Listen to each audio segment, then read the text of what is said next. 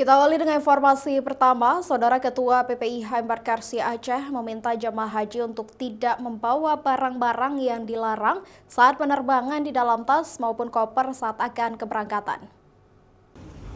Jemaah haji Embarkasi Aceh secara bergantian terus masuk dan berangkat ke Tanah Suci.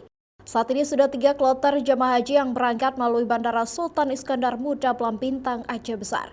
Jamaah diminta untuk tidak membawa barang-barang seperti gunting dan lainnya yang dapat mengganggu penerbangan. Apalagi petugas harus membuka koper saat X-ray menyita barang-barang bawaan jamaah yang dapat menghambat proses keberangkatan. Setelah diperiksa kesehatan, kemudian setelah jamaah makan pagi tadi, dalam pembinaan singkat juga disampaikan kembali oleh para tutor dan pemateri hal-hal yang boleh dilakukan, apa saja yang boleh dibawa, dimasukkan dalam koper, apa saja yang boleh dimasukkan dalam tas jinjing, karena ada yang boleh di kabin dan juga ada yang harus dibawa untuk dimasukkan ke dalam bagasi. Jadi ini selalu kita ingatkan, mulai dari kabupaten dan sampai di asrama juga diingatkan kembali.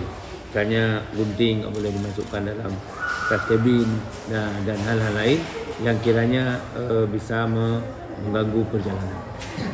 Selain itu, jamaah juga diminta fokus terhadap barang bawaan dan menandai baik koper maupun tas agar mudah dikenali. Barang-barang juga dipilah sesuai dengan keperluan masing-masing agar mempermudah selama di Tanah Suci nantinya. Syahril, Kompas TV, Banda Aceh.